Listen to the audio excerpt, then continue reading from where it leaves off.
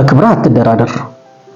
በቀኝ ግዛት ዘመን እንግሊዝ ህንድን ገዝታት እንደነበር ይታወቃል። እናም አንድ የእንግሊዝ ወታደር የህንዱን ዜጋ በሆነ አለመግባባት በጥፊ ይመታዋል። ያኔ የህንዱ ዜጋ የቀን ሰራተኛ ነበርና ያን የእንግሊዝ ወታደር መልሶ በኃይለኛ ሁኔታ በጥፊ ሲመታው ያ ወታደር ይዘረራል። ያኔ ይነሳና ሄዶ ለጄኔራሉ ሪፖርት ያቀርባል። እንደዚህ አርጎ መታኝ ይለዋል እና ቅጣት አለው፣ ከባድ ቅጣት አለው።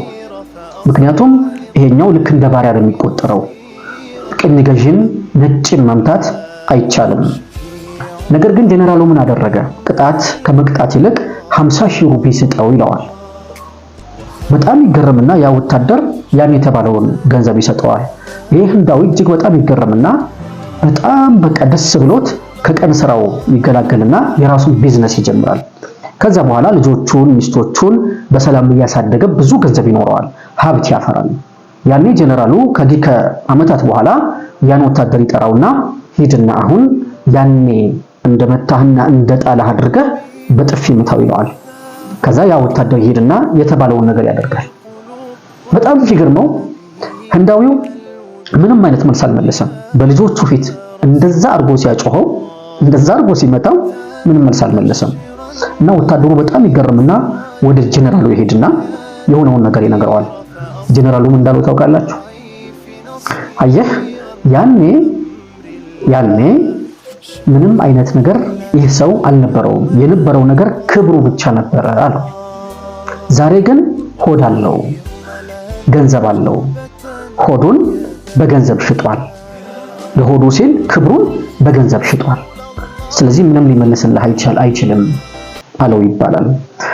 ስንቶቻችን ነን በጣም ድሃ የነበርን፣ በጣም ችግረኛ የነበርን፣ ነገር ግን በሆነ አጋጣሚ ከሀብታሞች ጋር ስንጠጋ፣ ከባለስልጣኖች ጋር ስንጠጋ ለክብራችንን፣ የራሳችንን ክብር፣ የሃይማኖታችንን ክብር፣ የባህላችንን፣ የወጋችን፣ የቤተሰቦቻችንን ክብር፣ የማህበረሰባችንን ክብር ሽጠን በማንነታችን ላይ በህልውናችን ላይ ተረማምደን ለሆዳችን ስንል አንገታችንን ደፍተን የምንኖር እንዲህ አይነት ነገር መቼም በየአካባቢያችሁ ይገጥማችኋል ብዬ አስባለሁ። አንዳንድ ጊዜ አንገት ከሚደፋ ባይበላስ ቢቀር የሚባል አባባል ሰምታችኋል ብዬ አስባለሁ። ይህ የክብርን አስፈላጊነት የሚገልጽ ጥግ የደረሰ የሆነ ቃል ነው። አፋር አካባቢ አንድ የተከሰተ ነገር አስታውሳለሁ። ባሳይታ ከተማ ነው እና ሲያጫውተኝ ወንድሜ ምን አለኝ፣ አንድ ሰው ነበር አሉ። እንደው ዝም ብሎ ከሰው ጋር ሲጣላ አንዱን ይመታዋል፣ ጥርሱን ያወልቀዋል፣ እስር ቤት ይገባል፣ ይወጣል። ደግሞ ሌላ ሰው ሲናገረው በቃ በክብሩ የሚመጣበት አይወድም።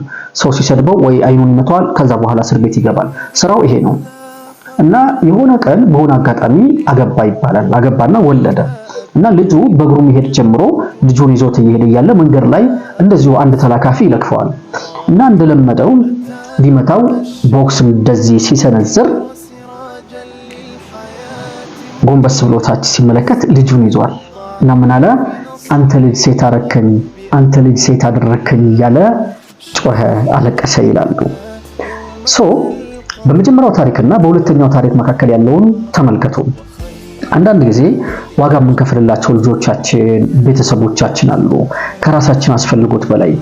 ይህ የሁለተኛው ታሪክ ለክብር የሚከፈል መስዋዕትነትን መበቀል እየቻለ ማድረግ እየቻለ ለልጁ ክብር ከቤተሰቦቹ ከሚስቱ በእስር ምክንያት ርቆ ላለመዋል ሰላምን የመረጠ የሆነ ሰው ነው። የመጀመሪያው ሰው ደግሞ በልጆቹ ፊት ለራሱ በነበረ ሰዓት ላይ በጥፊ ሲመታ ምላሽ የሰጠ የሆነ ሰው በልጆቹ በሚስቶቹ ፊት ግን ገንዘብ ካገኘ በኋላ ሀብት ካገኘ በኋላ ለሆዱ ሲል ክብሩን የሸጠን ሰው ያሳየናል።